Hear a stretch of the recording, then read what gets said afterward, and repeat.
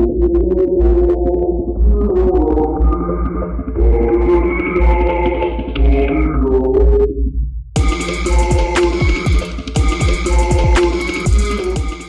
back to the TDE pod. It's me, Raaid, this week. Yes, sir. We got a juicy Banlist discussion. We are, right now, just a peek behind the curtain. It is Sunday night. Yes. So tomorrow will be the official day of this new undiscovered format. Yeah, September 15th. Yeah, we got a lot of things at play here. So new time rules, which we spoke about last week. Podcast, We have a new Banlist. Yes. And we're just a few days out of Doom Dimensions. Yes. So a lot of shifting going on in the next little while here. First, let's just get our takes on the pod, or on the list, rather. Ban list? Yeah, so we'll start with the unlimited list, and then we'll kind of make our way to the limited, and then we'll go into the actual what's banned. Yeah. So, first of all, with this ban list, it's going to be interesting to see how it kind of affects with the new time rules. Like what cards are going to be helpful. And then, some cards, older deck might just be powerful again. True. Or viable at least. Yeah, and then masterpiece. Yeah, exactly. So we'll go from there. So starting with the first card in the unlimited is Glow Bulb. Plant card. I've noticed some plant cards just being like reprinted. Yeah. And new ones got too. some Starlights in the tins recently. So I don't know. Are we gonna get like a Black Rose plant support? I don't know. It's interesting to see. They always just drop these things. They unban it slowly, or they just kind of just throw it at us, and then suddenly it becomes like a playable card. It's kind of weird because Glow Bulb obviously more in its day and age is more of like a synchro card. Okay. You just use it to get I think it's level 1, right? Yes, So level just 1, getting extra things that you could sync with it. Yeah. And it went through various iterations of being banned or not, limited or whatever. Okay. When I played, it was at 1. Yeah. And it was considered crazy. Okay. And this was 2014 time.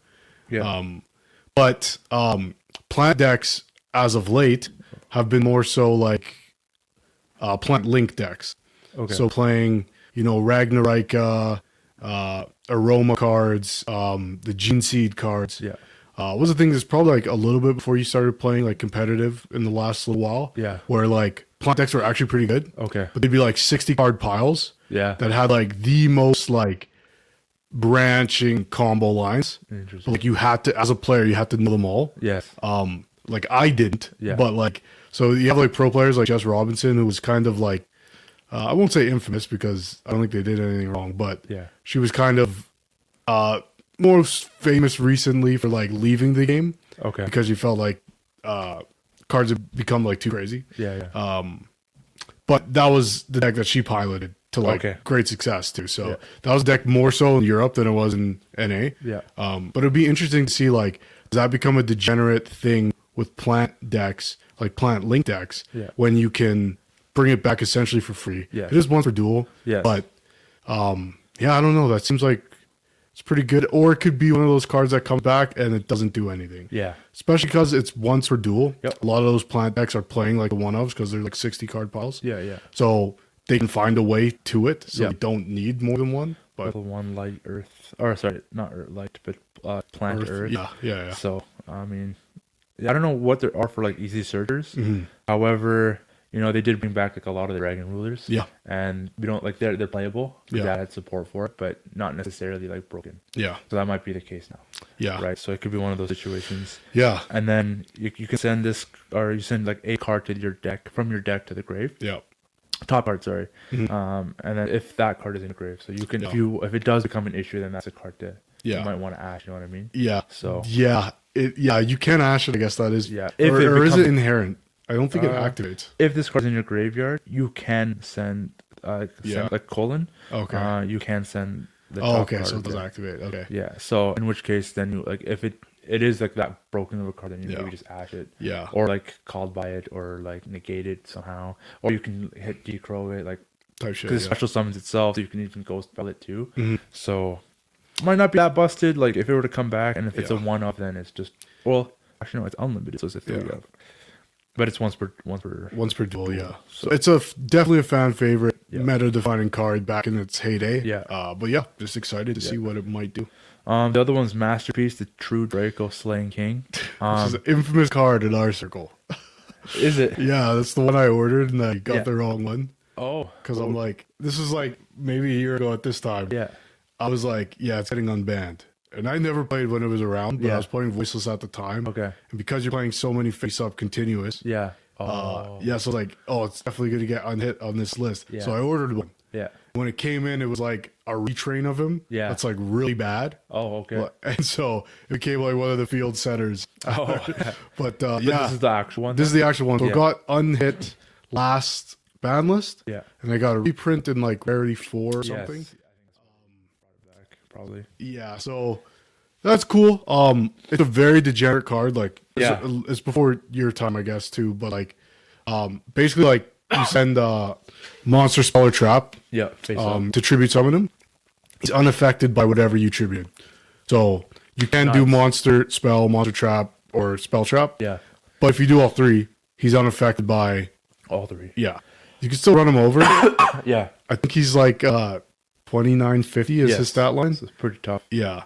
But yeah, no, a lot of people I've noticed since the announcement that this was getting unlimited have been like, okay, now it's worth playing. Yeah. Yeah, so we're going to see some true Draco strategy come back for sure. Yeah, I was cause I was reading it and I was like Draco, so I thought Dragon immediately. To be fair, it's Draco Slaying King. Yeah. So I looked at its type to see what it was. Yeah. It was the worm, so I was like, it's not really worth even considering.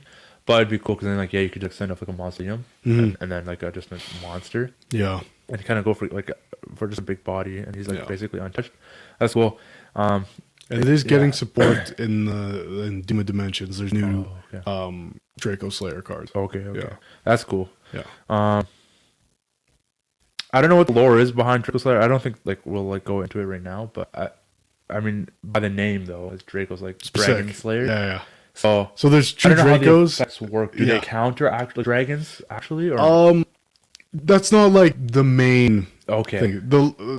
Real quick, the lore is like there's the true Draco Kings and then the true Draco Slayers. Yeah. So okay. There's a little bit of crossover between the two archetypes, but if you're familiar with like VFD, have you ever heard of that? No. It's a very fun dragon. I think it has a different name. Okay. Like the actual VFD, it's called I can't remember what it's called, but basically it's an Omni Negate for level, I believe it's 9s. Okay. So it was a thing in like Virtual World. It was a thing in like some strategies, but it got banned. Okay. But it was a thing with the true Draco decks. Okay. Yeah. Okay. Yeah, I mean, we'll see how that plays out, even with the support. It might just be fun for like people who want to like play that. Yes. Yeah. So, the other card is Morphing Jar. I can't remember what this card does, to be honest with you. I think this is both players discard. It's like card destruction, if I'm not mistaken. Okay, and you. Yeah, it's one of the jar cards. It's and fun. You draw 5, right? Like draw 5. Yeah, lose 5, draw 5. Where these cards become degenerate, like where it gets scary. Yeah. Is like, are you familiar with like the Trickstar Droll combo? No, but if it's anything to do with like graveyard effects triggering, it's not. It's essentially it's like through some shenaniganery, Trickstar can make you banish your entire hand, and the card effect is banish your hand, then they draw 5, then the opponent draws 5. Yes, something like that. Like both banish your hands, draw 5, but they activate Droll. Somewhere in that chain of events. Okay. So you banish your entire hand and don't draw 5 new cards. So you get That's heinous. I remember like some guy played against me. I go to draw and he's like under draw. No. I was like, yo, you're sick, man. You're sick. That's so fucking funny. That's actually because I think the sequencing is like they draw their 5 and because they drew they could draw or something like that. It's crazy. Yeah. Okay. It's just like weird. Like the way draw works, it just has to be in the next chain. Okay. So yeah. That's wild. So hopefully that's, but like, it's more for draw. It's a flip monster. Yeah. Like, I don't think we can get too degenerate with it. Somebody sets and activates it, they deserve it. So it's all good. Yeah, I mean, at that point, it is what it is. A lot of cards even just work in grave, like the recursion from grave. Yeah. It's fine. Like, I don't know, you put some yummy cards in grave. Yeah. It'll come down. Yeah. Anyways, the other card is Phantom Sky Blaster. Again, this is a card I don't know. I'm not actually familiar with this card. We'll move on. If anyone knows anything about it, let us know why. This is a cool thing that it's unlimited now. So let us know down in the comments. Snake Eye, Ash, and Poplar. So they went from limited, I believe, to now unlimited. A short while ago, yeah. So the only downside is OSS is still banned for Snake Eyes Fiendsmith. Yes. Because like obviously we didn't go through the whole thing, but Fiendsmith didn't get touched in this one, besides like Closed Moon. Yep. But that's just a bridge. Yeah. So you don't really need it for the Fiendsmith stuff. You don't like, yeah. What I've been saying is it makes you have to commit to the Fiendsmith engine now. Yes. You can't just go two bodies into the. If you get the Fiendsmith line, is because you're playing Fiendsmith cards in your main. Yeah. Which I think is like fair. Yeah. Yeah, it's a Fiend strategy. It's a great Fiend strategy. Yeah. But now it's not a strategy everyone can just splash. Yes. You have to be Mindful. at least committed to it or playing a strategy that works with it. Yeah. Like already in random. Yeah. So it'll be interesting to see people using the Snake Eyes stuff again. If people want to, you might have one of those people coming back to use it. I'm sure. Like last weekend, when I was playing, I played the Snake Eyes player, and he only had one Ash, one Pop player. And once those are like negated and stuff, they're kind of just out. Real quick, Sky Blaster is a level 4 Fiend, Dark. Okay. It summons tokens, any number of Sky Blaster tokens, and then it inflicts 300 damage for token that you control, or Sky Blaster monster. Oh, okay. So I guess you could summon 4 tokens and burn for 15, which is probably why it was banned. Yeah. Which is a theme we're gonna start to see. Yes. And we'll get to it when we hit to the ban list or the limited list. But I think burn cards are no longer as degenerate as they once were. Right. So You can't burn for time anymore. yeah, Right. But I don't know. Like I only just briefly read this card. Like you said, people might know, but being able to summon 4 tokens is pretty crazy actually, because you can just link them off. Yes. Unless sometimes there is there's a restriction. Yeah. Like you can't. Because if it is 4, that's nuts. Yeah. Your link climb abilities, like what access code, and then you could get a busted access code off that. Yeah, when it's normal, you just special as many Sky Blaster tokens. They're level 4 fiends. Wow. So that's pretty crazy. Yeah. You can make a link 5 off that. That's a dark type. Yeah. Yeah. And they're all level 4s, so Yeah. I mean, make the worst access code possible. yeah, just link climb to fuck, but Yeah. your access code can just start popping a lot of cards and then go for game kind of thing. Dragonic Diagram. I looked at this card, couldn't remember exactly what This it is did. just more True Draco support. Okay. Yeah, I think it's the field spell. Or no, it must be continuous because Okay. Yeah. Okay, yeah. I could see that then. It's something to just tribute. Yeah, I didn't play in this era, but this is exciting. Again, a lot of people are saying now that diagrams at 3, it makes that strategy viable again. Okay. So you're gonna see Dino Dracos and stuff like that. Yeah. Lightning Storms at 3, which is this is awesome, by the way. Yeah. You know what? I never really saw why it needed to be limited, because you were it's once per too. It's once per turn. Yeah. And you had to fit the restriction. Like yes. you had to have nothing on board. Yeah. So I think it was a pretty fair card to have unlimited. Mm-hmm. I don't know if it was busted at any point for them to limit it the way they did. Yeah. But it is a turn 2 or a turn 2 card. Yeah. Yeah. Basically. So the fact that, in turn 1 your opponent pops off, they build a board. Now you can, rebuttal. This is okay. If you're gonna negate, here's what you negate. Yes. But then they also have to pick what the best route is back row or attack monsters. Yeah. In the same breath, a lot of people will also put their monsters in defense mode just in case to get around that. Yeah. So this at 3 might force people to do that more so now. Yeah. So yeah, I think this one's interesting because like we spoke a little bit off camera before, I think this is like not unrelated to the judgment limiting. I think in this format, like the discussion has been like hand traps versus board breakers. What's better? What's actually viable? Yeah. There's been a lot of like naysayers against board breakers, myself included. Yeah. And the results kind of speak for themselves. However, we got a ban list. We're getting new cards. We have new rules. Yes. That might change our outlook on what's viable right now. Yeah. This card coming in 3, I think is really cool. It gives more. It lets rogue decks, rogue, like I know we all hate Tenpai. Yeah. But Striker. Decks like that, Striker, Tenpai, Gem Knight. Archmage even. Yeah, those go second OTK. Yeah. That just makes them more consistent. Yeah. Which is, you have to toe that line in the metagame, because like if you get another Tenpai, I think Tenpai is one of those decks that like severely limits people's fun. Yep. It creates an interesting metagame, but it can get old. Yeah. So I just hope we don't see something like that become too viable. Yep. But yeah, no, I think it's interesting. It makes putting Lightning Storm less of a gamble. Yeah. Because when you're playing cards at 2, like, you shouldn't always expect to draw into them. Yeah. And if you're citing it for going second, if you don't see it, it's one of those cards where if you top deck it, it kind of sucks. Yes. Because you probably more than likely have something on board. Yeah. So I'm okay with this card. Like you said, like, I think the restriction is like one of those like perfectly balanced cards. Yeah. Again, you can just summon defense. Yeah. Which makes the Yummy matchup kind of interesting. Like, most of their guys are coming out in defense except for the Snatchy. Yeah. But it does, like, being able to blow up their back row Yes. makes it way easier to play into their board because Yeah. you know you're dealing with like 3 synchro monsters. Depending on your deck, you might want to second guess whether or not you run that Lightning Storm. Yeah. You're probably not going to do that if you're running K9. Yeah. So if you're going to do Zuna on their turn, Exactly. then or like Van Crystal, whatever, like on their turn, Yes. then Lightning Storm becomes a dead card in your hand. Yeah. And a terrible top deck. Yeah, Andre was telling me today this happened to him where he had Lightning Storm, and he went Lupus at the end of a turn. Yeah. Because he wanted a bot. He thought if he drew into a K9, he could normal it, make it a 5. Yes.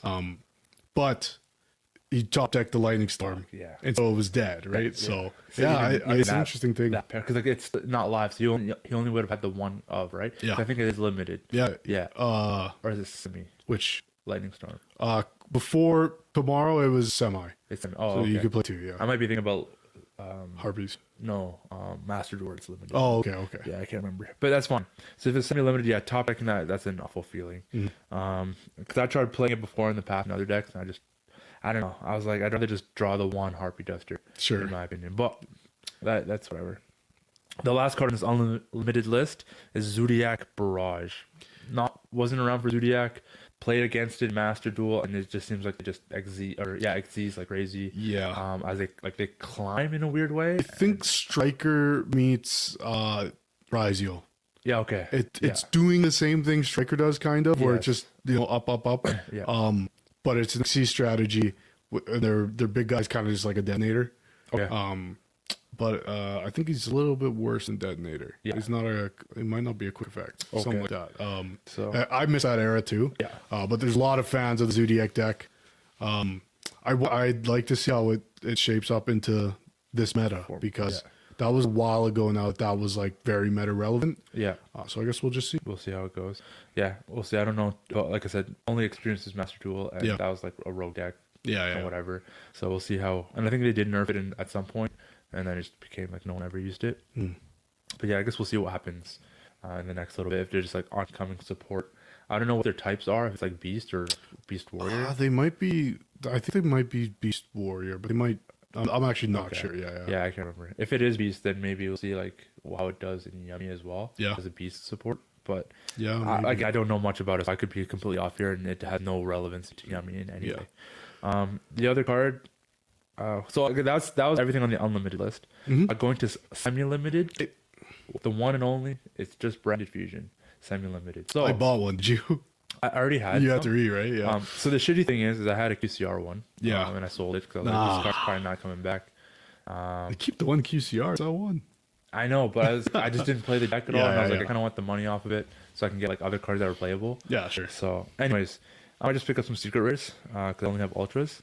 Nonetheless, semi-limited Branded Fusion. This was one card that I was actually upset about for being hit last year. I got hit to 1. I didn't think it was that bad, but I also You were playing in Dark Magician though. That's the difference. yeah, and that's the other thing. It's like when I played the way I did, it was like not hard to like out it, for example. Sure. So if you don't ash it to special to fusion summon, then I would have my Lubellion Steering Dragon on field, and then I use that to essentially get to Dragoon. But typically, what I run into is people imperming that Lubellion. So there's 2 points of interaction that just kind of stops the play dead in its tracks. And if you can actually hit the Branded Fusion, then it's fine. And it's only one of it. That's the tough thing. And it restricts you from drawing for the rest of your turn. Yeah. So I felt like it was like a fairly fair card, especially like when it was around like the Snake Eyes Fiendsmith era. In that era, I didn't think it was that bad in comparison. So I thought it was an unfair hit. Again, in that time too, Pot of Prosperity got hit to 1, and those 2 cards were very just made Dark Vision actually playable in a weird way. But nonetheless, Branded Fusion semi-limited, I think that's pretty cool. I think even just having 2 is nice. It might actually make me want to like even just run Branded Dark Magician for fun, see how that's like. Definitely when the new Dark Magician fusion comes out. Yeah. definitely makes that deck more viable. More consistent. I think this is interesting because like a lot of people have been playing Draco Tail branded. Yes. Because there is some crossover there, obviously with them being dragons. Yes. Albaz is just a good card. Yeah. But it gets a little tricky when like those monsters obviously aren't hand traps. So playing them in Draco Tail, you can brick. Yes. 2 branded fusion means you're less likely to brick. Yeah. Because if you get to resolve 1, yeah, and then you have your K2, and then you have your Rahu, those are 3 power spells, right? Like they basically, especially if you're going second, if you open 3 of those, right? That's 3 fusion summons with materials from your deck or hand. Yeah. Right. So that's insane. I agree. I think. Like, so we briefly talked about how Draco Tail and Dark Magician could have something. Yeah. With this and having 2 branded fusions, you can legit just have the tiniest Dark Magician package. Yeah. And make it work because there's the extra deck Dark Magician stuff where you just banish and you can summon the Dark. Yeah. So if you just go branded fusion dump, because is it banished off the field, right? Or yeah, so it's a spellcaster monster. There might be a level restriction on it, but I'm actually not sure about that. Okay. But essentially, you have to activate a spell that turn. Yeah. And then it banishes a spellcaster monster you control just to summon itself. Spellcaster you control. Yes. Okay, so that's not so bad. Yeah. Because there's a couple things that you can do, but the Draco Tail locks you to fusion. So what? It does, but the Dark Magician card is a fusion. Yes, but I'm just thinking like Artemis, like a linked one, right? Yeah. If you do small Dark Magician package. Yeah. Nonetheless, even if you just do like if you're able to just get like a spellcaster on board, that can be your tribute. It's crazy, like especially with Draco Tail. Like when the Dark Magician cards come out, I'm gonna play them. Yes. I'm gonna try them at least because if you go say K2, search Lucaeus, normal Lucaeus, add Fey Mana. Yeah. You're already able to go into the Dark Magician line. Yes. And you have Fey Mana in hand. Yeah. Right. That's as close as Draco Tail gets to a 1-card combo, right? Yeah. So that's crazy. Also, like talk about Snake Eyes. OSS isn't back yet, so it doesn't bridge into like the Diabell Star stuff anymore. Yeah. Right. But maybe even Snake Eyes aside, Diabell Star itself, if you go on it, search Diabell Star, summon it, you're already able to play into the Dark Magician stuff. Yeah. Which is crazy. Yeah. So and if she goes to grave, you can get her back very easily. Yes. You can even use her as fusion material from hand. Uh-huh. So, like you can do the Dark Magician stuff by the sounds of it, almost without Dark Magician.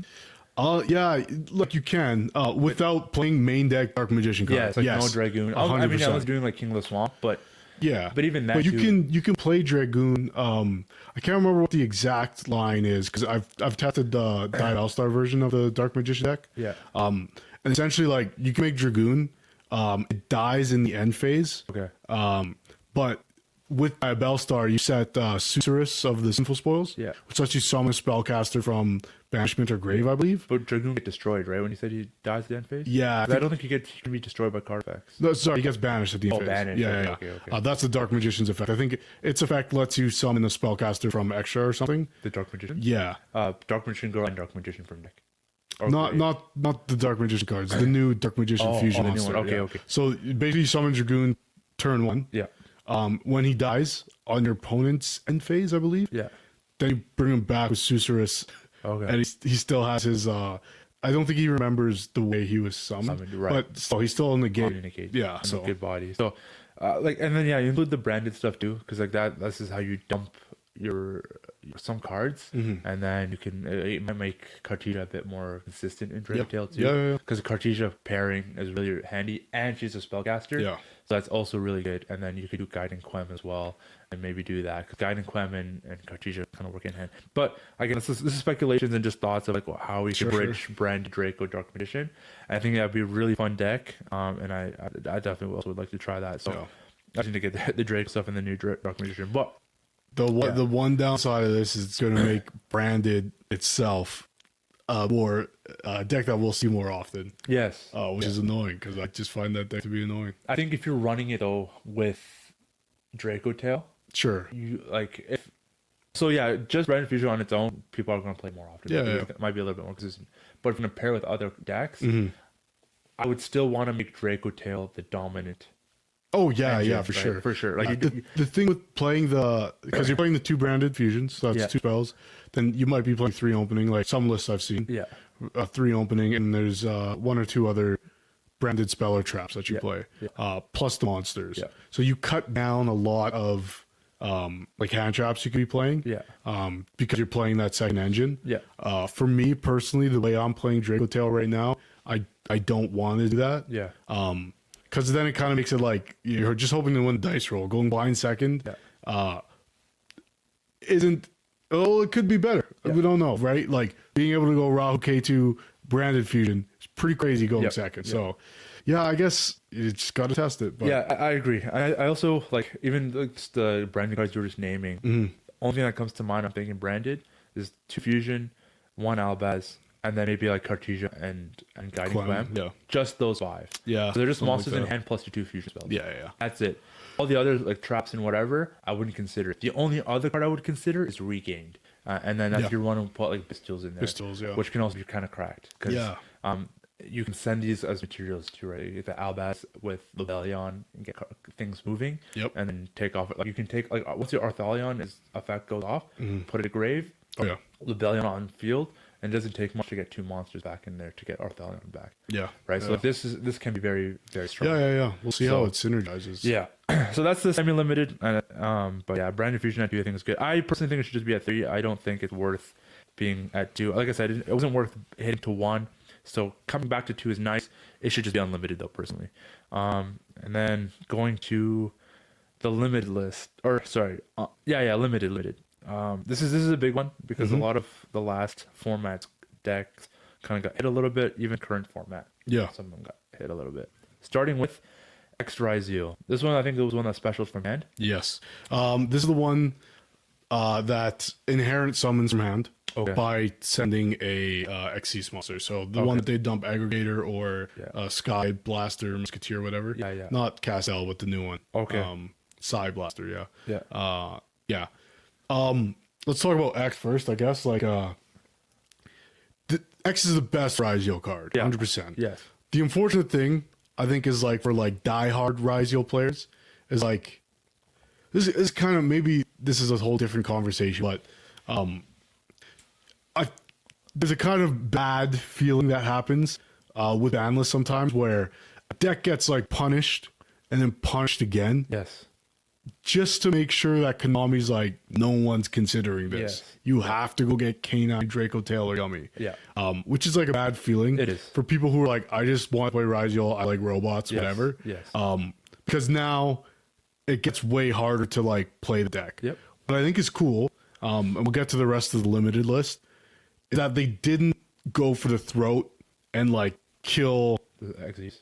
Kill the boss monsters essentially. I agree. So there's still a payoff to playing these decks because they have really good boss monsters. Binder, Cryptor, Detonator, right? Yeah. But they've made it a lot harder. Made it so that like you don't even have the card count for Rizio to be like your main engine in any deck.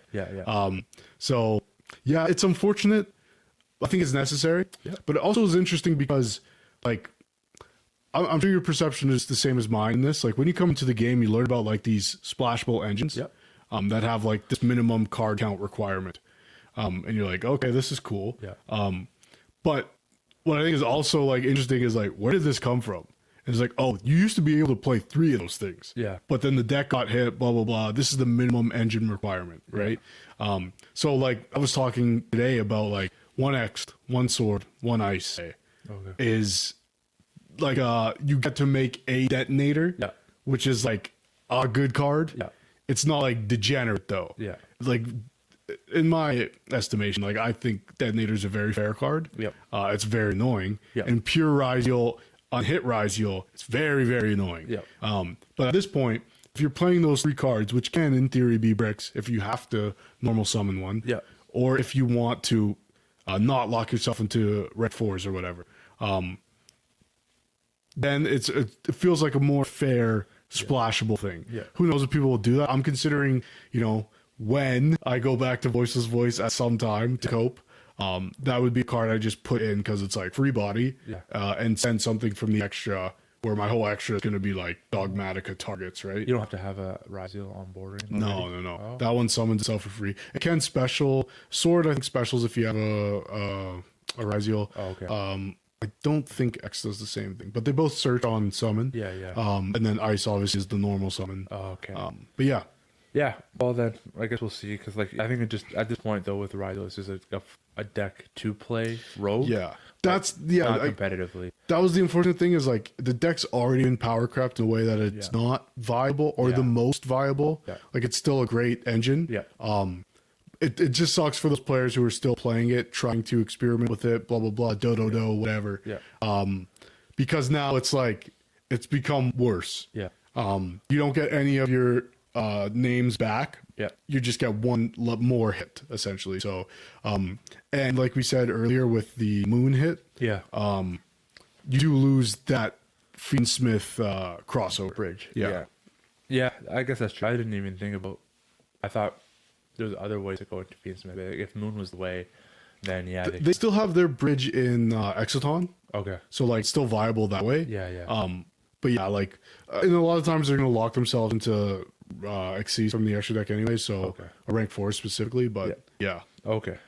Moving on to the next limited card, Malice Dormouse. Same principle. This is the best opener in Malice by far, obviously. Like it's Dormouse. Yeah. So if they're gonna hit the Rigel one, they're gonna hit the Malice one.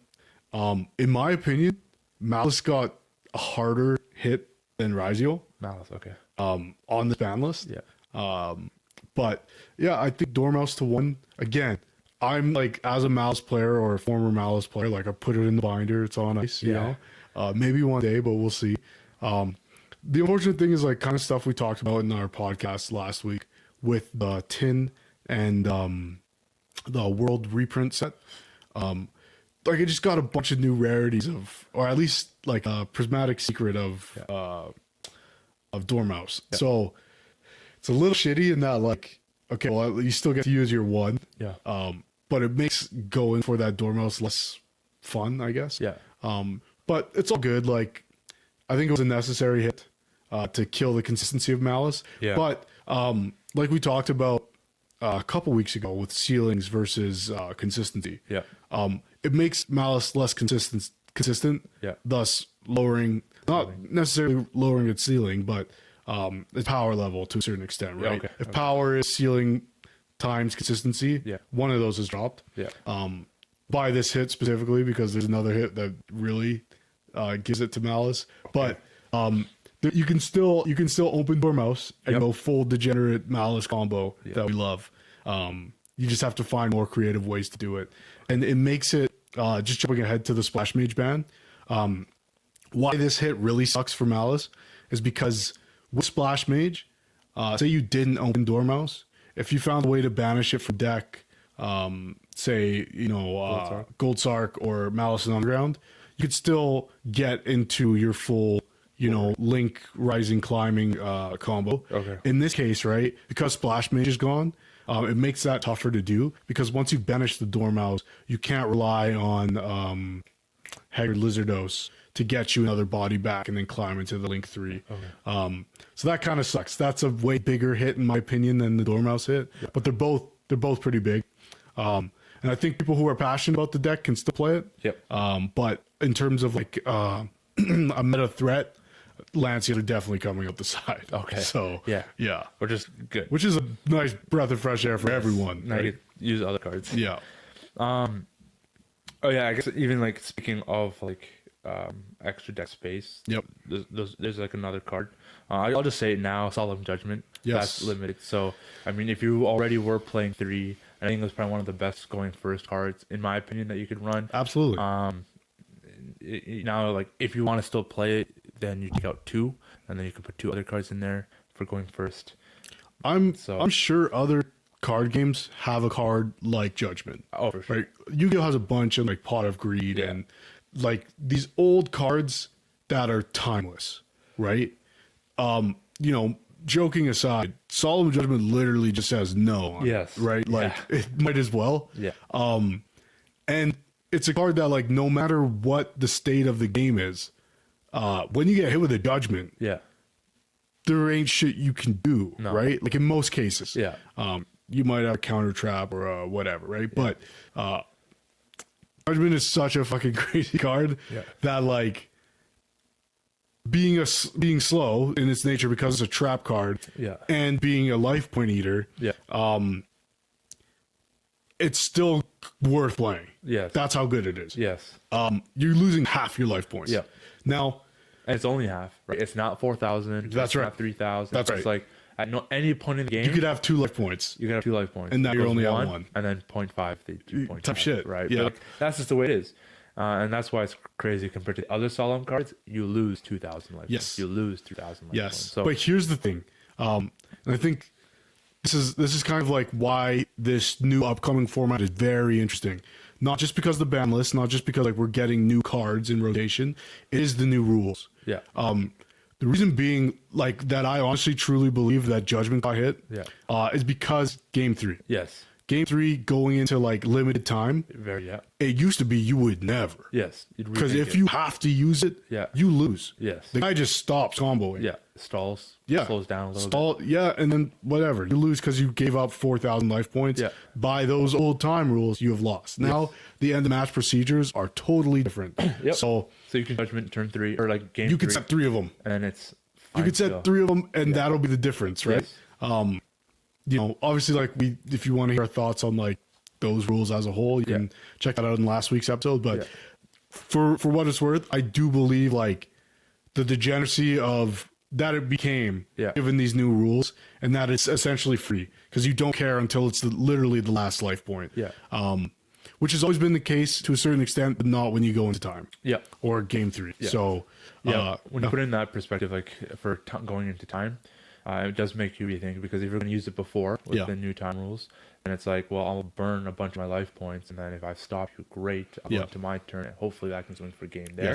Because at this point, you do create a board big enough that you will typically go for game in most decks. So, and that's usually the trade-off there, right? So like, you go first, you set your judgments, make a decent board, and then you hit them with 3 judgments, and then maybe whatever hand traps you got, and then it goes back to you with them with like very little. You already have like a half board saved, they didn't break it already, and then you just make another big fat board and then go for game, especially with like a quick time frame. Right? Because you just go judgment, okay, next play, judgment, next play. I mean, that's assuming you draw like all 3 judgments. Even if it's just like normal summon judgment, that could be a game. Yes. Right? Absolutely. Now, if they have follow up and you judgment it again, that is very hard to recover from. If you just judgment the normal summon, it makes sense to me that you can only do that once. You've spent X amount of resources, you know, plus going into that final game, all you're trying to do is protect that last life point, right? By paying 4,000, whereas before it was detrimental because if the game ended right then and there, you still lost. Now it's putting yourself at a disadvantage that like, okay, I can activate one of these, but if I can't stop the next thing, and I know I can't for sure because I don't have another judgment set, I might be screwing myself because he could push for game. Or they could push for game. So yeah, I think it's really interesting. It'd be interesting to see like which decks are still opting to side it. Yeah, I mean, like we talked before, I wouldn't side it. I don't like doing these one of silver bullets. But you compare with the other silver bullets, and you have like 3 cards that do similar things. Right? You have the cross out, the duel, the cross out called by, and the judgment. And they're like negates in their own way.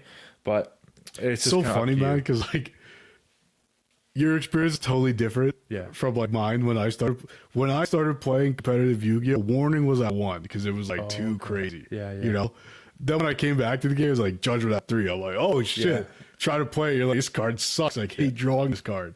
Right? If you're going first, kind of thing. So, whereas it used to be like in the main deck, you'd play warning because it was a 1. It was like, yo, what a crazy card. But but judgment, I still think is like worth playing at 1 because it is just like a no. But I feel you too. Like I don't like when cards get limited. Because then it makes it sacky. It doesn't feel good when you lose the card that's at 1. Even call by. Cross out now too.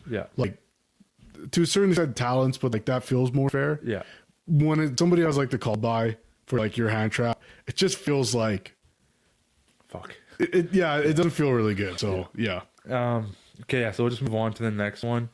The other big deck that's getting hit is Vanquish Soul Raaid.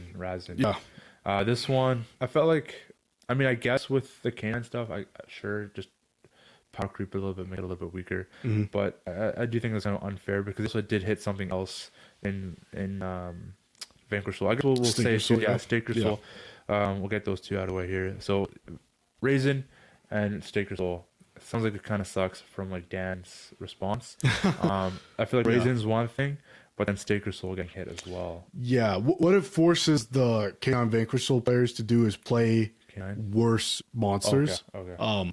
Because as far as I know, there's no fire K9. Yeah. Azuna's Earth, Lupus is Earth, and then the two are light and dark, or I think they're both dark actually. Yeah. Okay.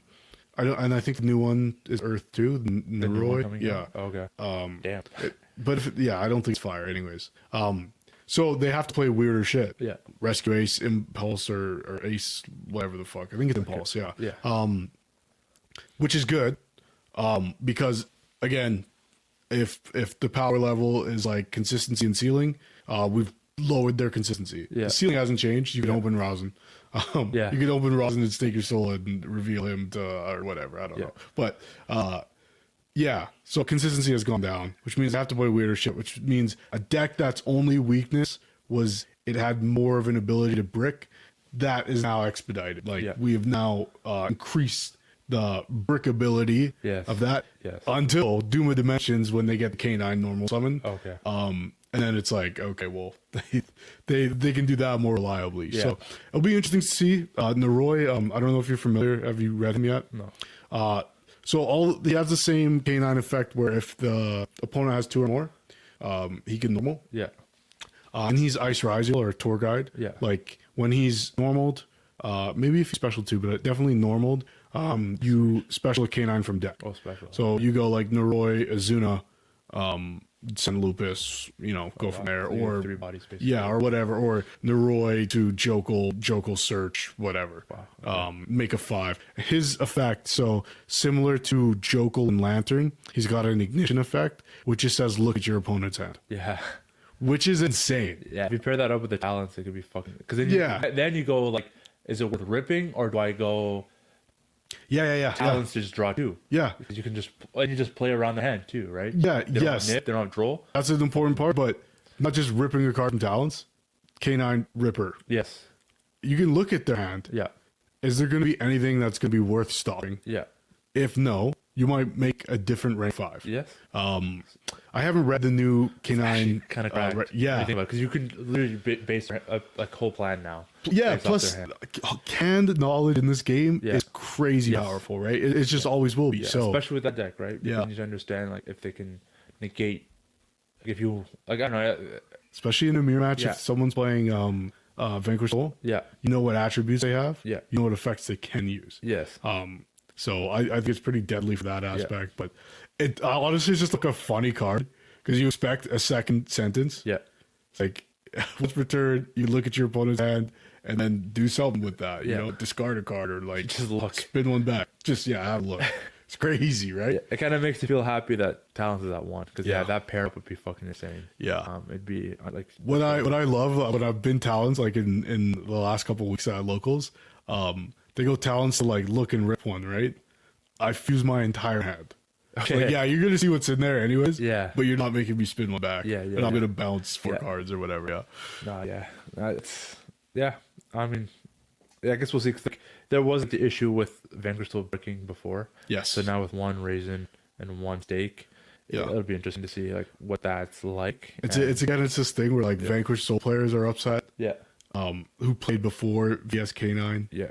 And at that point, it's just like, shut up. And they probably run 3 of each, each stake. So, I mean, if they took away 2 Raisins from the main, if you're running 3, I mean, now that gives you 3 spots for that new K9 card. Yeah. It's really nice. Yeah. Plus, you got an extra space. One extra, So, again, though, that's the thing. Like, they have to play enough fire attributes or whatever. So, you can't rely on just Ash. So, but I don't remember if this card, I'll check, but if it's a fire, that's crazy. I don't think it is, though. Okay. The other one is Fiendsmith Lacrima. So this one was banned, and now it's unbanned. And then the other card too was Link Karibo. So these 2 were banned cards, and then unbanned. So Lacrima got hit like pretty quick into the Fiendsmith stuff, like maybe a month or 2 after Fiendsmith stuff dropped. It's an Earth, by the way. But it's the Raaid. Oh, okay. Yeah. So, but Lacrima's back now. Yeah. And apparently this makes Fiendsmith better. Yeah. Which is good, I guess. it's cool because like Lacrima was like it has a burn effect. Yeah. Okay. Which like I think with these new time rules, it's not clear whether we'll see less or more burn effects. Yeah. Because it was clear at a certain point they were making cards have burn effects because it was advantageous to play them in time when that rule was a thing.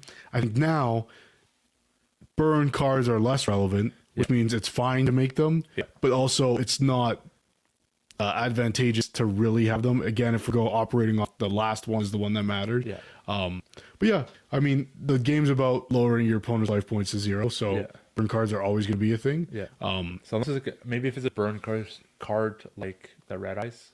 Stuff like that. Xyz, Yes. Where it continuously goes until you drop to 0. Yes. If it's like I summon, then you get burned, and then that's it, then it's like, who cares? It's like Dogwood is like unless you have a strategy that banks on you having more life points than your opponent or something. Yeah. A Dogwood is like, why would you play it? Right? Exactly. But Lacrima's cool because it's a level 6. Okay. So essentially, like, you know how Fiendsmith goes like Necro Quip, then summon back the Engraver, make rank 6. Yeah. Essentially, they just have more pivots in order to do that. Yeah. It's another Fiendsmith name. Yeah. So it's a name they can make off of sequence, but it's also a name they can shuffle back for any of their effects that request. So like Engraver to summon. Yeah. And what you call it, Requiem to summon itself. It's just like another name. Yeah. So one of the issues now that they don't have Moon, the Fiendsmith engine, is that you have one less light fiend to shuffle back. Yeah. So it's cool in that they get that card back. Plus, it's like, again, rewards you for actually playing Fiendsmith cards and not just splashing. Okay. Yeah. I guess so. Yeah, you just play it more like a rogue deck, and if you can mix with other stuff, that's great. If not, then it's good because that one, it just got hit really quick, and then it still made like the because it was like so unfair to just like, oh, by the way, I'm also going to burn you for 15. Yeah, it was like, so in case I can't kill just you. lose. Yeah. So the burn you for 15, then make Wave King High Caesar. You're like, okay, cool, man, awesome. And they have Desiree already on board, and which get ready to experience that, but now it's less relevant. Yeah. Okay. Alan Karibo, I think this is cool. This is the one I think that's going to be the most. Like this is gonna have the highest impact from this ban list. I agree. I think this is because it's basically a card like SP that you can almost put in any deck. This is a yummy custom card. Yeah, and really anyone that plays rank ones. Like level 1. Sorry, like Blue Eyes, Dark Magician. I bought one. Did you? For low. I thought I had one. I don't. So now I gotta figure that out if I really want to play it. Yeah, because you can get a rarity collection. Yeah. Anyways, it's a good card. It works with level 1s. You bring it back. Go to swing, you can change a monster effect or attack defense to 0, and it's like in the battle phase. So if they go to a swing and you change to 0, their monster just crashed and they take life points. So it's actually kind of busted. It's like a weird singular.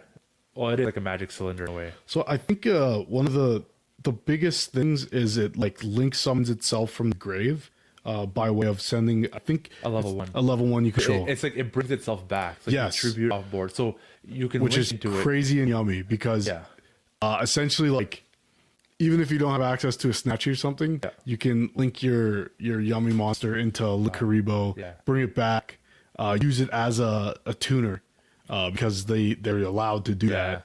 So being able to bring it back is like pretty crazy. It's like a 4th copy of Snatchy. That is nuts. I think even a couple days before we were joking. I think Charles was joking about having it come back. Yeah. And it came back. I was like, wow. He was like, "Yeah, you beat me, but what if I had Link Karibo?" You know. And that's nuts. So his prayers were called. I guess it's crazy though because like obviously the other deck that was hit pretty hard by this ban list, which is more of like preemptive hits. Yeah. Which they do sometimes when new decks come out. Like I think even when Malice came out, there was like some cards that were like pre-hit because it was like, okay, you had fun for a couple weeks, enough of that. Yeah. And even with Raaid too. But which I think is good. Like Obedient School sucks. Yeah. Because they just can do it again. Yeah. So if they open multiple, it's just like, oh, okay, you're just gonna do this, and I don't have Ash Blossom anymore.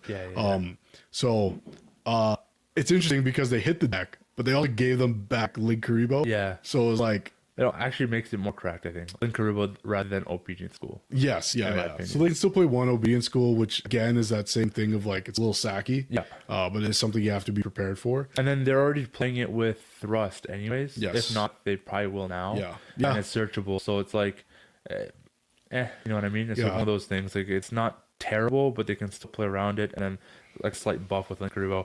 And that being said, too, like Herald of the Arclight was limited to 1. So if you're running 2 before, then it's all the more reason to take 1 out and put a Linkuriboh. That's an easy swap. Pretty easy. Not even like you have to think about it. This is the hit I hate the most. I get it because like for its whole existence, Herald of the Arclight has been a card that you send to the grave to get a search of a ritual monster, right? Yeah. Very little like in Necros, I think they played it. I think they were able to make it. Oh, bless you. Thank you. But beyond that, like it hasn't really been a crazy card to like hard summon it. Yes. Obviously, Yummy changes that conversation, right? And playing into Herald actually sucks. Yeah. Like they go quick effect, snatchy, make Herald. Yeah. In response to my, fusion summon, which sucks because then my materials hit. Yep. Like depending on the fusion spell, hit grave, right? So they get better. Yeah. So even in a gate too, like, you gotta hope that you open up like you have opened up an imperm or something, or something to force the negate. Otherwise, it does kind of suck. I do agree. You have to rethink now your strat. Yeah, but as a ritual player, this one hurts. Yeah. Like as a dogmatic ritual player, this one is like I mean, it was always like Aurora and that it was like sense. You just pot of greed. Yeah. So it is what it is, I guess.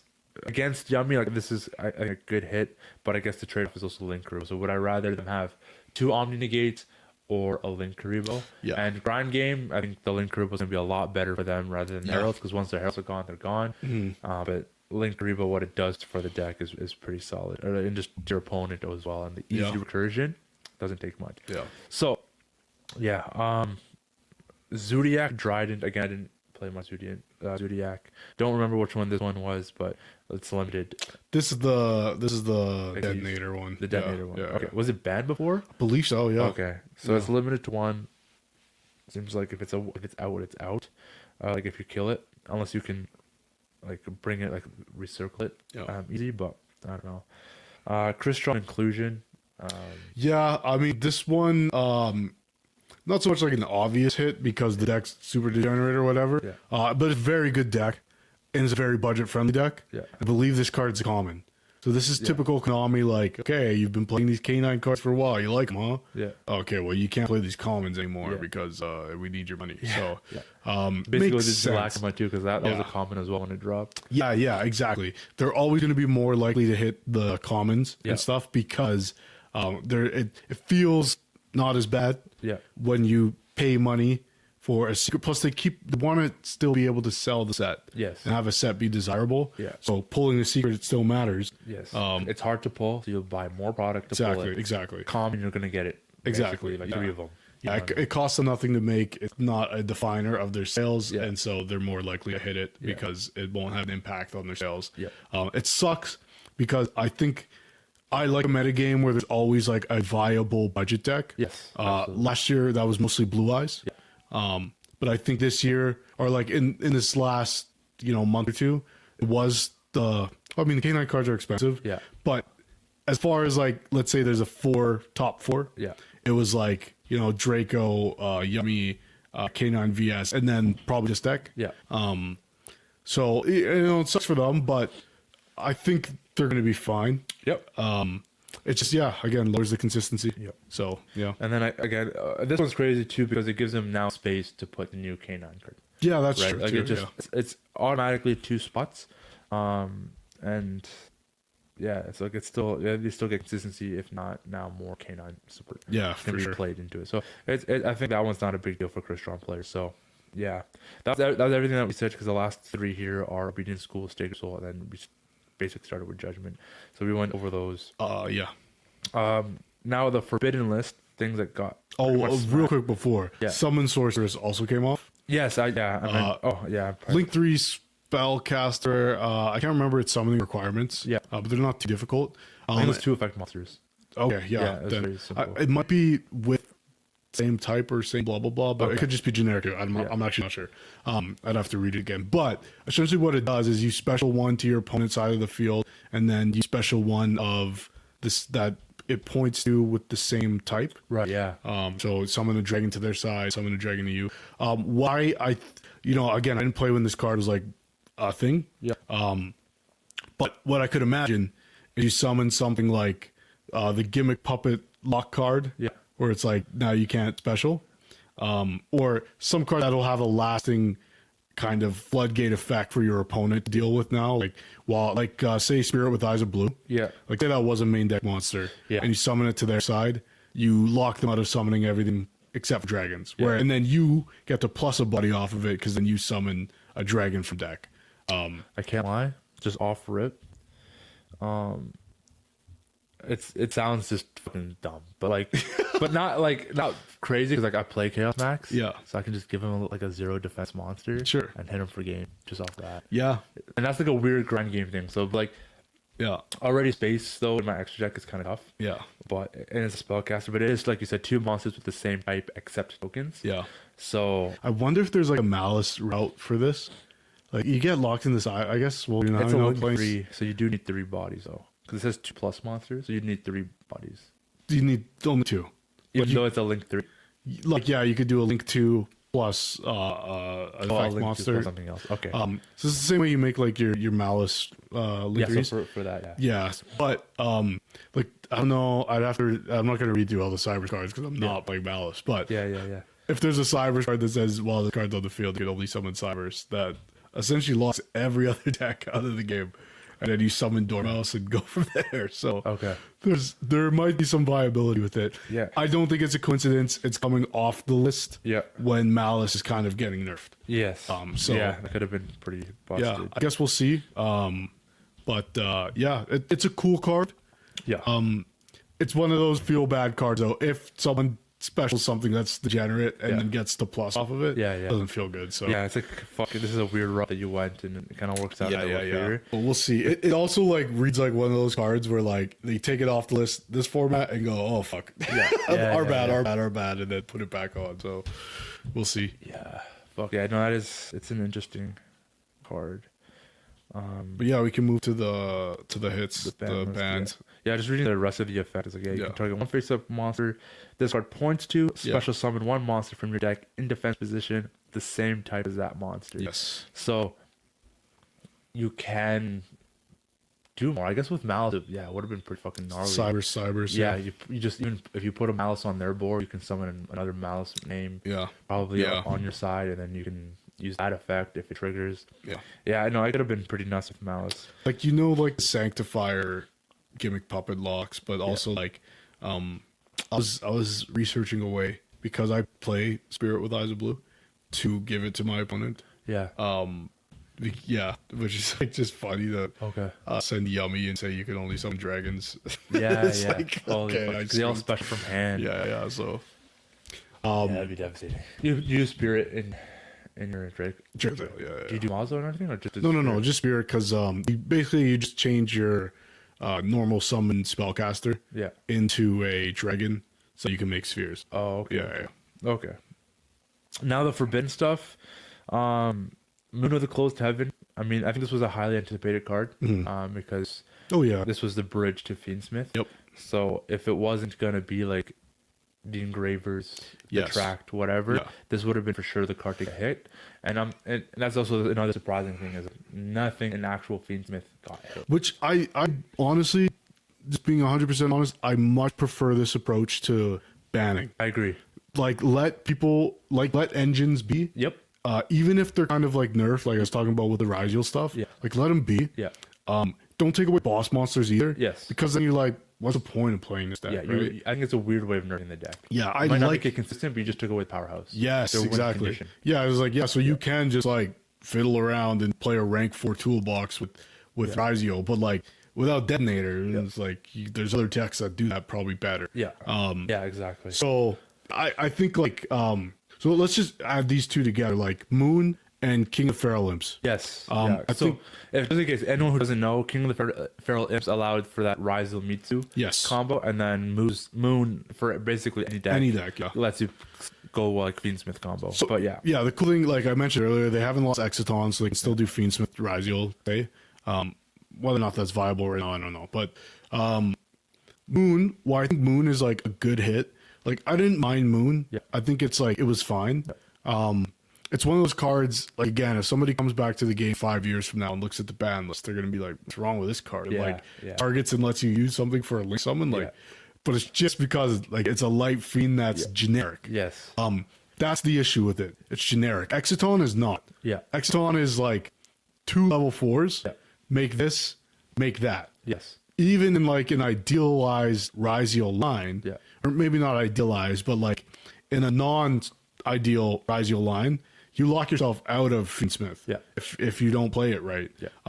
So there isn't always an opportunity to bridge straight into Exciton and then go immediately into the Fiendsmith line. Yeah. And that sometimes is not even the best way to do it. But it's an option and it's cool, right? It's like as Exciton is like honestly like a crazy pit stop card. Like, yeah, I'm playing this card to get into my Fiendsmith line. Yeah. Also, I'm going to make you send everything on your field to the grave. Okay. It's like, I mean, I think they forego damage that turn. Okay. But it's a pretty good trade-off. Yes. It's just like a straight-up board wipe. Also, it's balanced in that, like, balance is like quotation marks, but like they have to control, or their total amount of controlled and in-hand cards has to be higher than yours, which is easy to like get to. Yes. Especially when you're like taking 2 bodies and making one out of them. Yeah. Like you've cut down your thing. But yeah, I don't know. Exciton, I find, even though it's got the best effect of all of these bridge cards, I still feel like it's a more balanced bridge. Yeah. That's specific. Moon. There's nothing worse, like, even though like I don't find Fiendsmith to be like degenerate right now anymore. I like maybe when it first came out, it felt like a little like, especially with Lakma, with the burn and everything, like felt like a little like, okay, this is pretty powerful. But now, like, I feel like it's very balanced, very fair. But there's nothing worse than when like you're playing into your opponent. Like you might not be familiar with their deck. You're definitely not familiar with like their extra deck. Like you don't know what anyone has in their shit, right? But you're playing, and then you stop their full engine, right? And then you Ash, or you Veil or something, and they just have 2 bodies on field, and they just go Moon. Yeah. Like, okay, well, fuck, I'm out of fucking interactions here. And they build a whole new board. Full Fiendsmith combo, either make Desiree, or the worst is when like they have sequence, they summon Desiree, they don't equip, and you're like, oh fuck, and then they drop a Numday on you and punch for game. Yeah. Like, that's not gonna leave now. Yeah. But it makes it so, again, like you have to commit to playing Fiendsmith cards, and you have to draw them. Yeah. There's no kind of pit stop light fiend for everyone to access.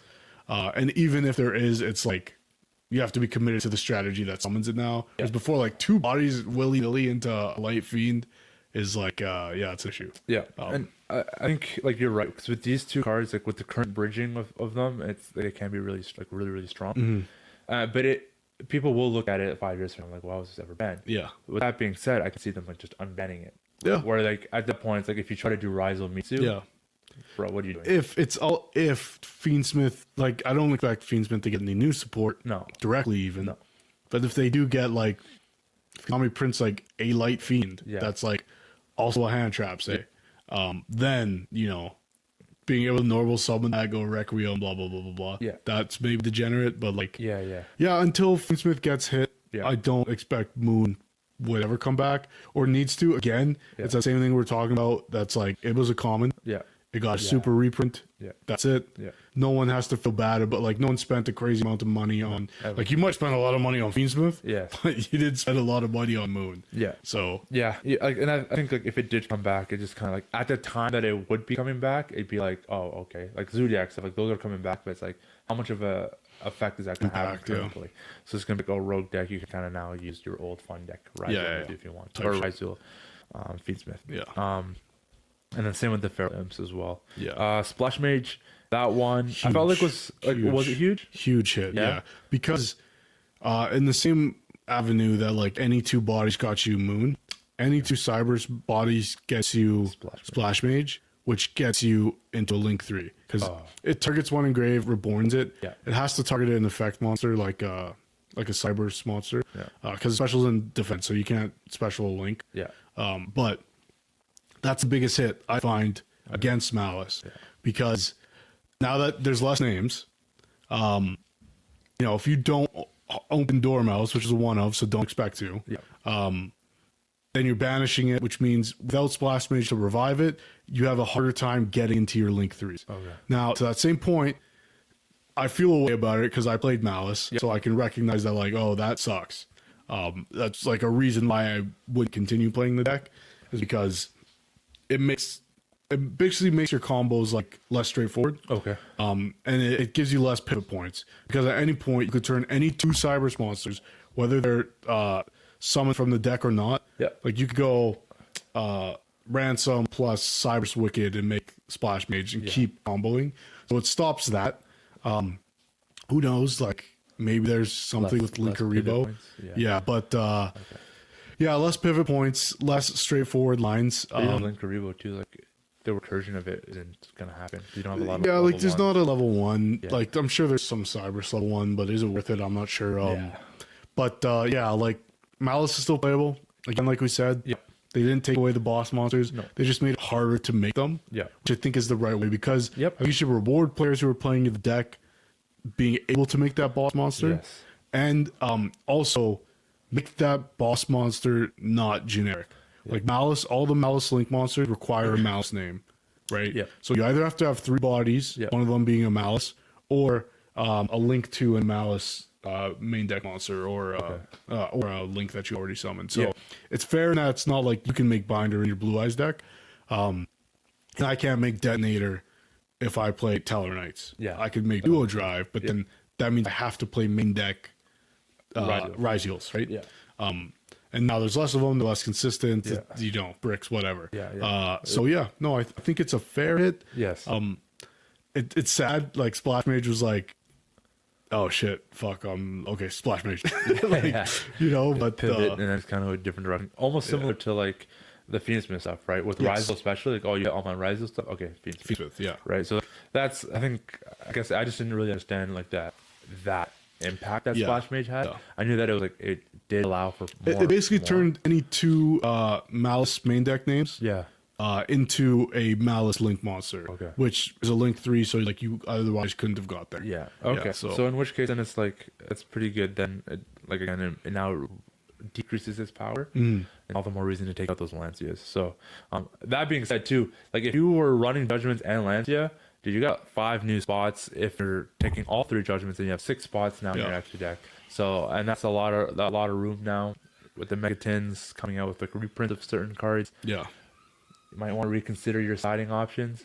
So that's pretty cool actually. Now it just like makes people think about things. But you might just see some heinous things, right? Like no Fusion Zone, whatever that card was. You might see some silly ass stuff like that. But the floodgates, and that's another element of it too.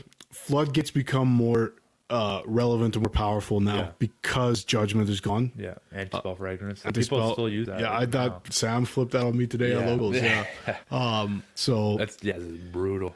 Plus, like now maybe board breakers are more impactful. Because Judgment's gone, because you can't Judgment Dark Rule no more or whatever. So, or if you do, you spent it, then they can combo. So, it's interesting. The Lancia thing I think is huge. Like Lancia coming out of the side. That's great. Not only does it give players more of a toolbox to use, in that they don't have to commit those slots to it, but also any deck that was like a bystander,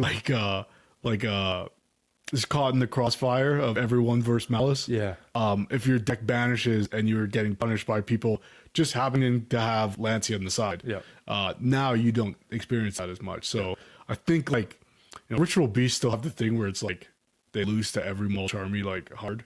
But now with Lancia out, maybe that strategy becomes less dog shit. So Lancia out, Malice hit. Brings back D-Shifter. I need to run into my Shot Sark again.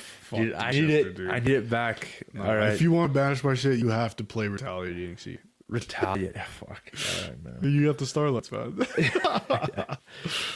The last one, Dice Smasher. I mean, this one. Good riddance. Yeah, honestly, I'm not like upset about it. I couldn't care less. I'm glad this thing's out. Like I didn't see it often, but when I did see it, it was just like, what the fuck? Up until it's just an unnecessary card. Yes. Like, I think I don't know how you felt about the card, like, but like Triff explained it as like it's just just a bad cop out. Like if you're just a shit player and that's just your way to go into it to just fuck over your opponent. Yeah. In which case, like I also look at it as like similarly to Typhon. Like if this is the route you're going, then it's like you don't have much else to go off of. But unlike Typhon is like a last resort, whereas Dice Smasher is like another interruption of just, like, stopping your opponent. Yeah, essentially like because of the K9 cards, like unfortunately this card became degenerate. Yeah. Whereas I think before, like it was hard enough to get 3 level 5s, 2 months ago out on the field. This card like rewarded you, and even then it felt like, okay, wait, what does this do? Yeah. Like I had this card when I was playing like janky version of Teller Knights. Okay. Because there's one that lets you turn your 4s into 5s kind of thing. And it was good, but it was also like it's gimmicky, right? When you have access to things like VSK9 that can make this card like super easily, I think it takes that all out of the window where it's like this, because it's a dice card, it's supposed to be a little like random. Yes. Now I played this card at a YCS in Gem Knights just because like I was already playing like a gimmicky deck. Okay. And I could play the K9s in my deck. Yeah. So I'm like, okay, this is actually pretty good. Yeah. I resolved it twice. The second time I resolved it, I actually rolled a 9. Okay. And my opponent rolled a 3. Yeah. So it was tied. Yeah. Because I changed his 1 to a 7 and we both had 9. Okay. 1 to a 7. Yeah. Okay. Yeah, because with Death Smasher you can change 1. Yeah. So basically we tied, so nothing happens. Okay. So it was pretty funny because it was like I went through the work of getting it out. Yes. And basically you're left like a shitty vanilla. Yeah. So. Yeah. I mean those weird cards like that have like no relation to your deck besides like the fact that it's the same level. Yes. Get the fuck out of here. Like if you're gonna like it's just gonna be a weird fuck you kind of card. Yeah. Which is crazy they hit this card but not Harpy's Featherstorm. But that one I haven't dealt with, so I don't actually know what it does entirely. It's the same thing. Yeah. Okay. If they control Winged Beast, I think they can just you can't activate effects this turn. That's a thrust target. Okay, but who's using which decks are playing it? Yeah. So essentially, like there's a Primite variant that can make it. Okay, just summons out like a Harpy Sister. Yes. It's just like it's one of those cards. There's also decks like Odeon can play it. Okay, because obviously they're playing thrust, so they can search it. And then they play Cosmo Cat or Quantum Cat, I think. Okay. Which like is a trap card that summons itself as a monster, which you pick the type and the attribute. Yeah. So they just make it wing beast and then activate. Oh, okay. But it's one of those like lingering effects that say you can't play this turn. Yes. Which is like, in my opinion, it's, what the fuck are we doing with cards like that? Like, yeah, I think because there is no deck that's like just OP with it. Yeah, it's like we'll wait till we get to that point. Yeah, maybe. So for the time being, it's like whatever. Which I don't mind then at that point. Like I know people are like, oh, this might get hit, whatever. But it's like the odd decks that will play it, and it's like I don't know if it works for them, like get the win. Sure. But they're not going to make it very far with that deck. Yeah, maybe that's true. Like, maybe it's a wait and see kind of thing. Yeah, it sucks when people play that card though. But for sure. But no, Dice Smasher was a problem because it was a viable strategy in best deck. Yes. Or at least one of 3 best decks right now. So, it was time to go. Well, we had our fun. Yeah. And, it's the reprint and it gets hit. I mean, that's nothing new. Rest in piss, Bozo. So, yeah, actually. So, I fucking played the card. Because it got... yeah, you used it on me. So there's that. It was like the only time I actually had it used on me. Yeah. And I was like, this is terrible. But, I mean, like it got reprinted and then got hit. And that's very common. Like, we saw that a lot with like the Snake Eyes last year. Oh, yeah. Right before they got semi-limit or to like limited. Malice this year. Yeah, with the tins, right? So with the Fiendsmith, even like no... Shocking. Yeah, like shocking. No... Everyone thought Engraver was going to get smacked 100%. to 1. And then Lacrima, I didn't think Lacrima was going to touch. I think most people were like anticipating Engraver or Tract. Engraver for sure, yeah. And it didn't. So, which is good though, because like the engine like itself is not terribly like OP. So just getting rid of those bridges, like you said, I do agree that they should stick to banning cards that like have that bridge where they can like make two engines very busted. And it's like, well, what about like Blue Eyes Primate? I was like, I think that's a different story because it's like a dragon and kind of fits the theme. So it's like even like Barrel on its own. I mean, well, like even then too, like the Primate stuff is normal monster support. Yeah, but like there's no Primate. Like, okay, Trill Beam's a good card. Yes. Negate and Banish. Yes. Crazy. Yeah. It's a good card. It's a really, really good card. But there's no Primate card other than maybe Drill Beam. Yeah.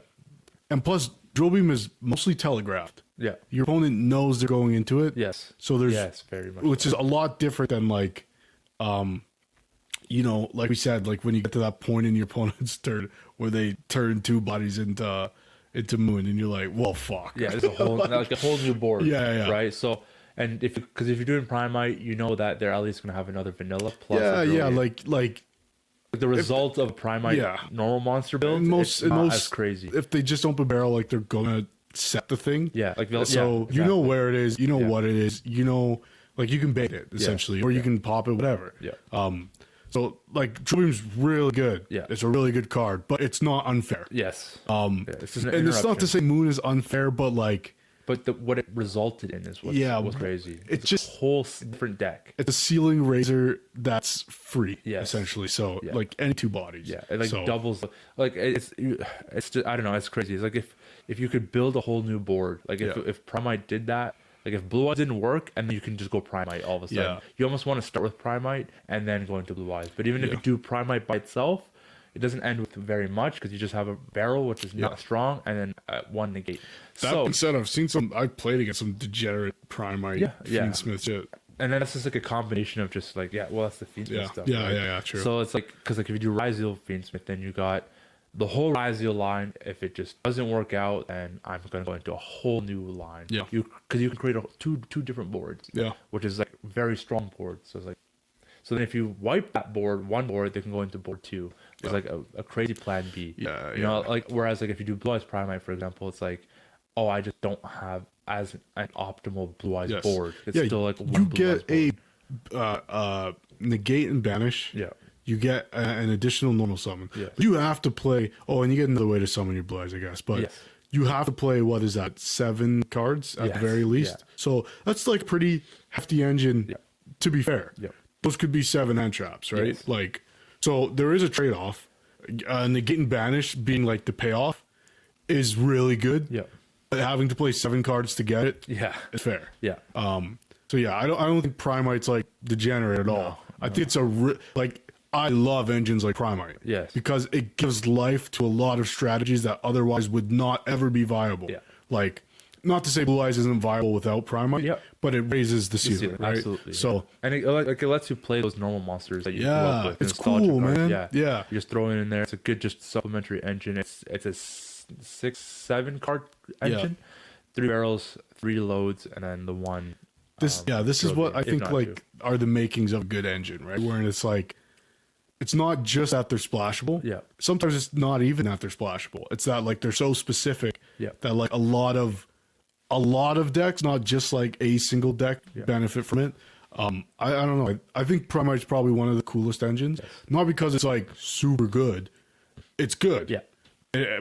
But it like when you play a Primate thing, you also like it's not just playing the 7 cards. Yeah. You also have to play a vanilla monster somewhere in there. At least one. Which means even though you're playing an engine that gives you like a very powerful card out of it, you have to play a brick. Yes. So you could just draw the brick and forehand. Yeah, like that game I was playing where the guy he went Lord Lilo declared the normal. Yeah. The Harpy. Okay. And then there's 2 different games, but this has happened to me against Primate as well, where they search for the Featherstorm.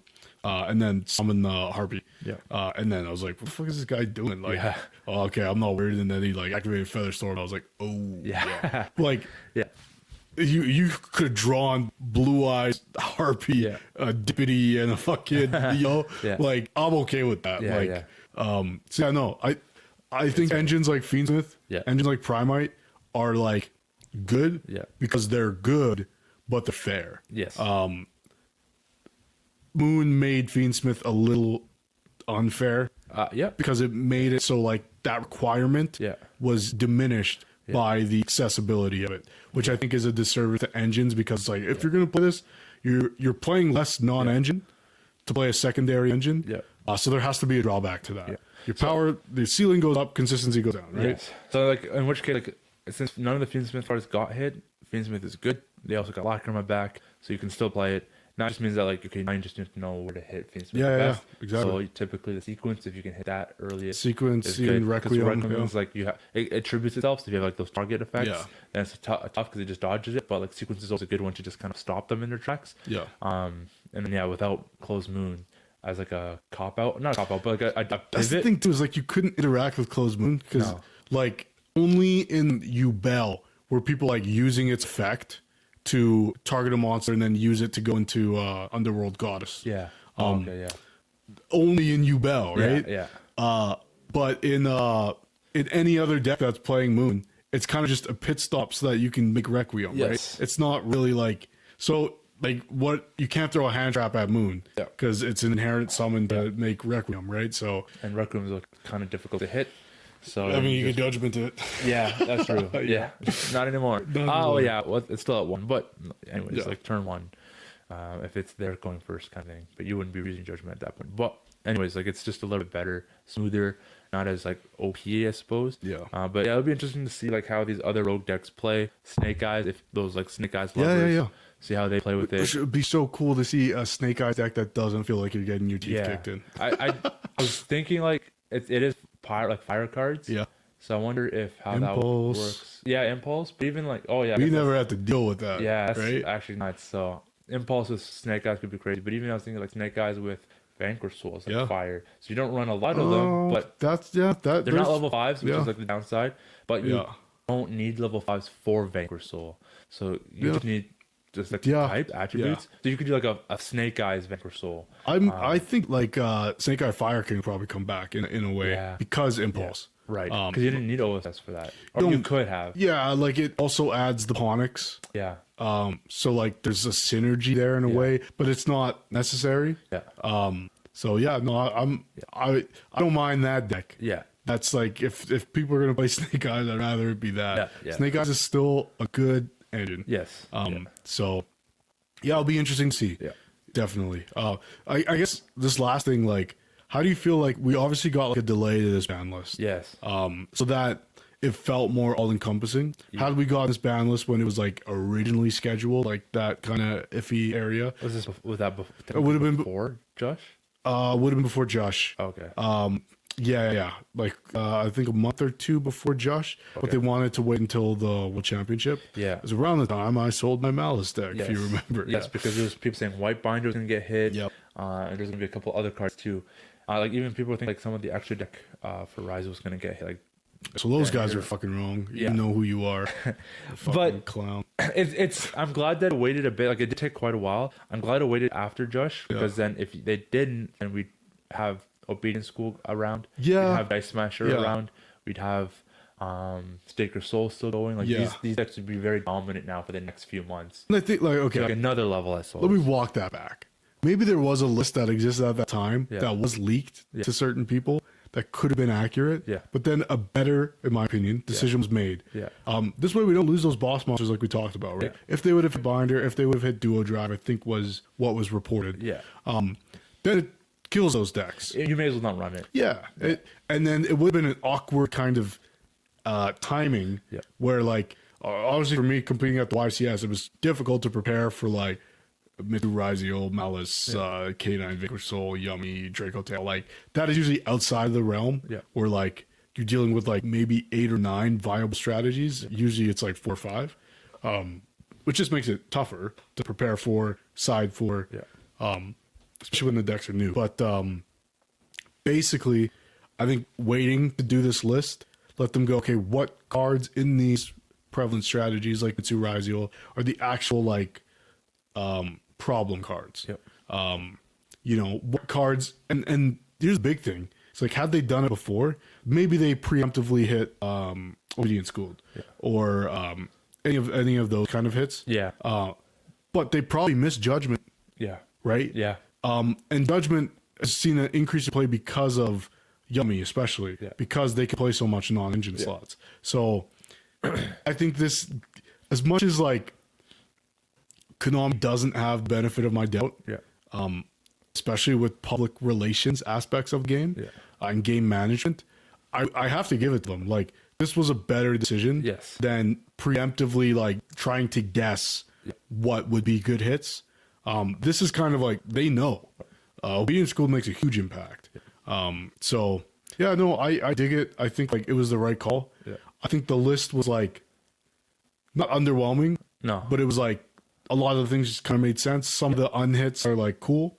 And it's like that thing that happens every band list where it's like people started to go crazy. Oh, time seal. It's at 3. It's like, hey, no one's played this card. No. But yeah, no, I'm excited. Yeah. So people like that could be your next target, right? Yeah. Because if you're a young player, you're not doing Xyz. Yeah. Boom. Yeah, I mean, yeah. D-Barrier is a good option. See, D-Barrier, like, it's lost its luster. Okay. Just because, like, Draco Tail can quick effect fuse. Right. Like, unless you chain D-Barrier specifically to Fey Mana, you're losing the value. Because so I guess it might not be the best against Draco Tail specifically. Yeah, but it's still good against Rogue. It's still not a bad card. Don't get me wrong. No, like it still skips a turn, but it'll still hurt like K9. And let me be clear, like it still hurts Draco Tail. Yeah, but it doesn't. It's not a game win. No, it's a turn skip, which they can recover from by fusing on your turn. So yeah, that's the thing. And then even like the K9, you just stop the XZ play like at least for their turn. If you're doing first rounds, for example, then they're just locked to synchros basically, and then that's fine. And then the next turn, it's just like you can work around it. Like it slows them down. It slows people down. Doesn't really hard stop a lot of decks. Cause even Blue Eyes, like I just go synchros and then fusion another like the next turn, whatever. Yeah. So it's not a busted card, but like it's still like a nice option. Though, if you want more of it, if it was a thrust target before, you can consider something else as your thrust target, obedient school instead, and then just have it as a turn 1 set, like if you're going first. But yeah, I don't know. Everything I have to say though. Yeah, absolutely. Yeah. Well, yeah, I think if we missed anything or there's some metagame implications to this new list, let us know in the comments. Thoughts and opinions, share it down below. If you agree or disagree with anything we said, let us know. Yeah. And if you guys enjoyed this video, third episode of our podcast, make sure to like this video, subscribe to our channel, greatly appreciate it. And we'll catch you guys in the next vid. Peace. Deuces.